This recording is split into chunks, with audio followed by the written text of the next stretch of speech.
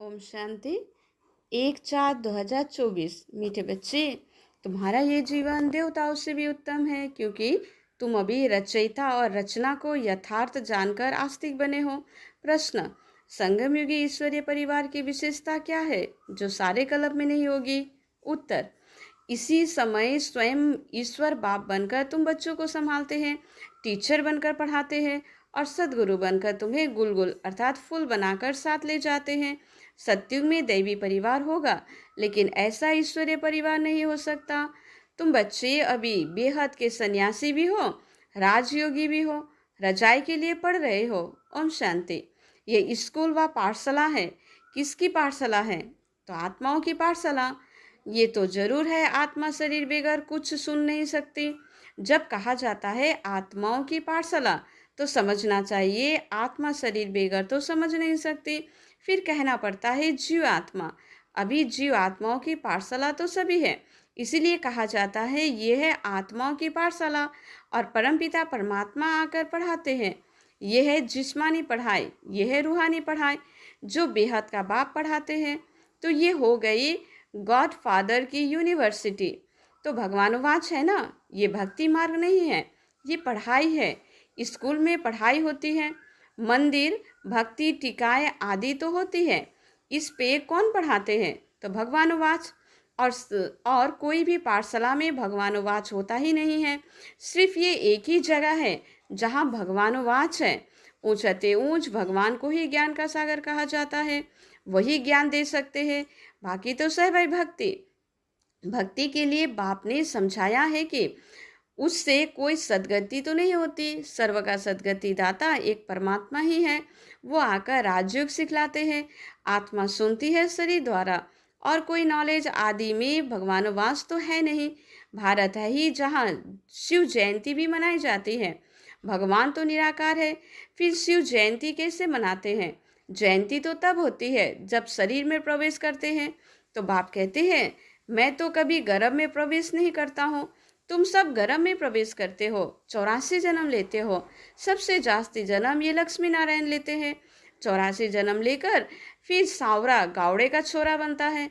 लक्ष्मी नारायण कहो या राधे कृष्ण कहो, राधे कृष्ण है बचपन के। वो जब जन्म लेते हैं तो स्वर्ग में ले जाते हैं, जिसको बैकुंठ भी कहा जाता है। पहला नंबर जन्म इनका है। तो 84 जन्म भी ये लेते हैं। श्याम और सुंदर, सुंदर सो श्याम। श्री कृष्ण सबको प्यारा लगता है। श्री कृष्ण का जन्म तो होता ही है नई दुनिया में, फिर पुनर्जन्म लेते लेते आकर दुनिया में पहुंचते हैं तो श्याम बन जाते हैं। ये खेल ही ऐसा है। तो भारत पहले सत्व प्रधान सुंदर था, अब काला हो गया है। बाप कहते हैं इतनी सब आत्माएं मेरे बच्चे हैं, तो अभी सब कामचिता पर बैठकर जलकर काले हो गए हैं। मैं आकर सबको वापस ले जाता हूँ। ये सृष्टि का चक्र ही ऐसा है। फूलों का बगीचा वो फिर कांटों का जंगल बन जाता है। बाप समझाते हैं तुम बच्चे कितने सुंदर विश्व के मालिक थे, अब फिर बन रहे हो। ये लक्ष्मी नारायण विश्व के मालिक थे, ये 84 जन्म भोग फिर ऐसा बन रहे हैं, अर्थात उन्हों की आत्मा अब पढ़ रही है। तुम जानते हो सत्युग में अपार सुख है, जो कभी बाप को याद करने की भी दरकार नहीं रहती। गायन भी है, दुख में सिमरन सब करे। तो किसका सिमरन? तो बाप का। तो इतने सब का सिमरन नहीं करना है। भक्ति में कितना सिमरन करते हैं जानते तो कुछ भी नहीं। श्री कृष्ण कब आया, वो कौन है, कुछ भी नहीं जानते। तो श्री कृष्ण और श्री नारायण के भेद को भी नहीं जानते हैं। शिव बाबा है ऊंचते ऊंच, फिर उनके नीचे ब्रह्मा विष्णु शंकर, उनको फिर देवता कहा जाता है। लोग तो सभी को भगवान कहते रहते हैं, सर्वव्यापी कह देते हैं। बाप कहते हैं सर्वव्यापी तो माया 5 विकार है, जो एक एक के अंदर है। सतयुग में कोई विकार होता नहीं। मुक्ति धाम में ही आत्माएं पवित्र रहती हैं, अपवित्रता की कोई बातें नहीं। तो ये रचयिता बाप ही आकर अपना परिचय देते हैं, आदि मध्य अंत का राज समझाते हैं, जिससे तुम आस्तिक बनते हो। तुम एक ही बार आस्तिक बनते हो। तुम्हारा ये जीवन देवताओं से भी उत्तम है। गायन भी है, मनुष्य जीवन दुर्लभ है। और जब पुरुषोत्तम संगम युग होता है तो हीरे जैसा जीवन बनता है।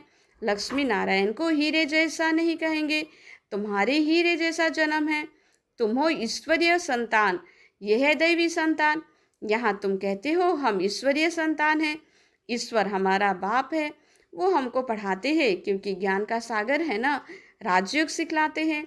ये ज्ञान एक ही बार पुरुषोत्तम संगम युग पर मिलता है। यह है उत्तम ते उत्तम पुरुष बनने का युग, जिसको दुनिया में नहीं जानते। सब कुंभकर्ण की अज्ञान नींद में सोए पड़े हैं, सबका विनाश सामने खड़ा है। इसलिए अब कोई से भी बच्चों को संबंध नहीं रखना है। कहते हैं ना, अंतकाल जो स्त्री सिमरे, अंत समय में शिव बाबा को सिमरे तो नारायण योनि में आएंगे। ये सीढ़ी बहुत अच्छी है।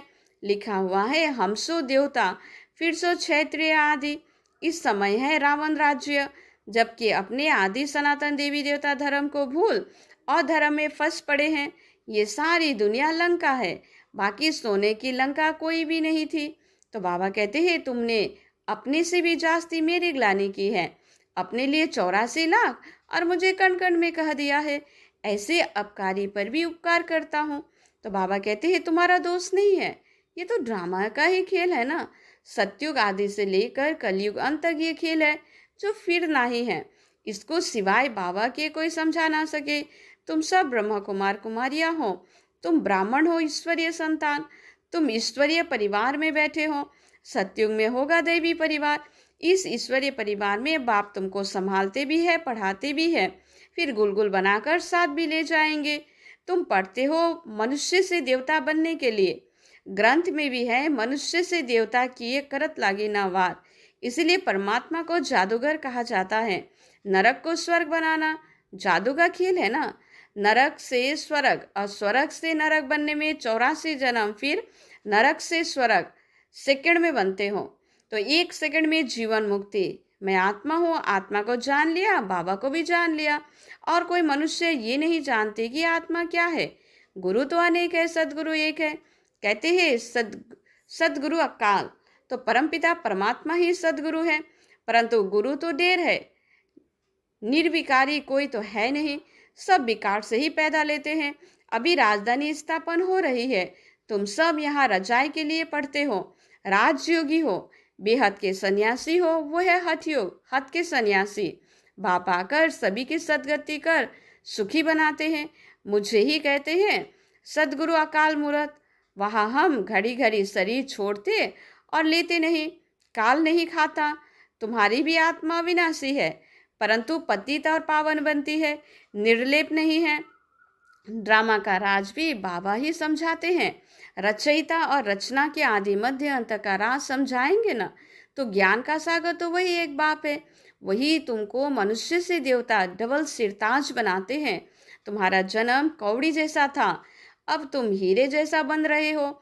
बाप ने हम सो हम का मंत्र भी समझाया है। वो तो कह देते हैं आत्मा सो परमात्मा, परमात्मा सो आत्मा, हम सो हम। तो बाप कहते हैं आत्मा सो परमात्मा कैसे बन सकते हैं। तो बाप तुमको समझाते हैं हम आत्मा इस समय तो ब्राह्मण है, फिर हम आत्मा ब्राह्मण सो देवता बनेंगे, फिर क्षत्रिय बनेंगे, फिर शूद्र भी ब्राह्मण। तो सबसे ऊंचा जन्म तुम्हारा है। यह है ईश्वरीय परिवार। तुम किसके पास बैठे हो? माता पिता के पास। सब भाई बहन हैं। बाप आत्माओं को शिक्षा देते हैं, तुम सब हमारे बच्चे हो, वर्षे के हकदार हो। इसलिए परमात्मा बाप से हर एक वर्षा ले सकते हैं। बूढ़े छोटे बड़े सबको हक है बाप से वर्षा लेने का। तो बच्चों को भी यही समझाओ, अपने को आत्मा समझो और बाबा को याद करो तो पाप कट जाएंगे। भक्ति मार्ग वाले इन बातों को कुछ भी समझेंगे नहीं। अच्छा, मीठे मीठे सिकल दे बच्चों प्रति माता पिता बाप दादा का याद प्यार और गुड मॉर्निंग। रूहानी बाप की रूहानी बच्चों को नमस्ते। रात्रि क्लास। बच्चे बाप को पहचानते भी है, समझते भी है कि बाप पढ़ा रहा है, उनसे बेहद का वर्षा मिलना है। परंतु मुश्किलात ये है जो माया भुला देती है, कोई ना कोई बिघन डाल देती है जिससे बच्चे डर जाए। तो उसमें भी पहले नंबर में विकार में गिरते हैं। आंखें धोखा देती है। आंखें कोई निकालने की तो बात नहीं है। बाप ज्ञान का तीसरा नेत्र देते हैं। ज्ञान और अज्ञान की लड़ाई चलती है। ज्ञान है बाप, अज्ञान है माया। तो इनकी लड़ाई बहुत तीखी है। गिरते हैं तो समझ में नहीं आता, फिर समझते हैं मैं तो गिरा हुआ हूँ, मैंने अपना बहुत अकल्याण किया है। माया ने एक बार हराया तो फिर चढ़ना मुश्किल हो जाता है। बहुत बच्चे कहते हैं हम ध्यान में जाते हैं, परंतु उसमें भी माया प्रवेश हो जाती है, पता ही नहीं पड़ता है। माया चोरी कराएगी, झूठ बुलवाएगी। माया क्या नहीं कराती है, बात मत पूछो। गंदा बना देती है, गुलगुल बनते बनते फिर छीछी बन जाते हैं। माया ऐसी जबरदस्त है जो घड़ी घड़ी गिरा देती है। तो बच्चे कहते हैं बाबा हम घड़ी घड़ी भूल जाते हैं। तदबीर कराने वाला तो एक ही बाप है, परंतु किसी की तकदीर में नहीं है तो तदबीर भी कर नहीं सकते। इस पे कोई के पास खातिरी भी नहीं हो सकती। ना एक्स्ट्रा पढ़ाते हैं, उस पढ़ाई में तो एक्स्ट्रा पढ़ाई के लिए टीचर को बुलाते हैं। ये तो तकदीर बनाने के लिए सभी को एक रस पढ़ाते हैं। एक एक को अलग कहाँ से पढ़ाएंगे? कितने ढेर बच्चे हैं। उस पढ़ाई में कोई बड़े आदमी के बच्चे होते हैं, अधिक खर्च कर सकते हैं तो उसको एक्स्ट्रा भी पढ़ाते हैं। टीचर जानते हैं कि ये डल है, इसीलिए पढ़ाकर उनको स्कॉलरशिप लायक बनाते हैं। तो ये बाप ऐसा नहीं करते हैं, ये तो सभी को एक रस पढ़ाते हैं।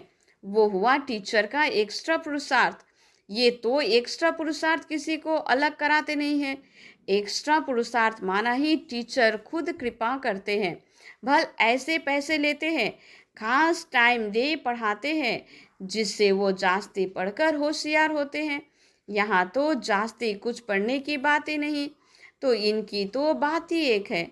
एक ही महामंत्र देते हैं मन मना भव का। याद से क्या होता है, ये तो तुम बच्चे ही समझते हो। बाप ही पतित पावन है, जानते हो। उनको याद करने से हम पावन बन जाएंगे। अच्छा, गुड नाइट। धारणा के लिए मुख्य सार। सारी दुनिया अब कब्र दाखिल होनी है, विनाश सामने है, इसीलिए कोई से भी संबंध नहीं रखना है। अंत काल में एक बाबा ही याद रहे। श्याम से सुंदर, पतित से पावन बनने के लिए ये पुरुषोत्तम संगम युग है। यही समय है उत्तम पुरुष बनने का। सदा इसी स्मृति में रह स्वयं को कौड़ी से हीरे जैसा बनाना है। वरदान। ज्ञान धन द्वारा प्रकृति के सब साधन प्राप्त करने वाले पद्मा पदम पति भव। ज्ञान धन स्थूल धन की प्राप्ति स्वतः कराता है। जहाँ ज्ञान धन है वहाँ प्रकृति स्वतः दासी बन जाती है। ज्ञान धन से प्रकृति के सब साधन स्वतः प्राप्त हो जाते हैं। इसलिए ज्ञान धन सब धन का राजा है। जहाँ राजा है वहाँ सर्व पदार्थ स्वतः प्राप्त होती है। तो ये ज्ञान धन ही पद्मा पदम पति बनाने वाला है। परमार्थ और व्यवहार को स्वतः सिद्ध करना है। ज्ञान धन में इतनी शक्ति है जो अनेक जन्म के लिए राजाओं को राजा बना देती है। स्लोगन। कलब कलब का विजयी हो, ये रूहानी नशा इमर्ज हो तो माया जीत बन जाएंगे। अच्छा, ओम शांति।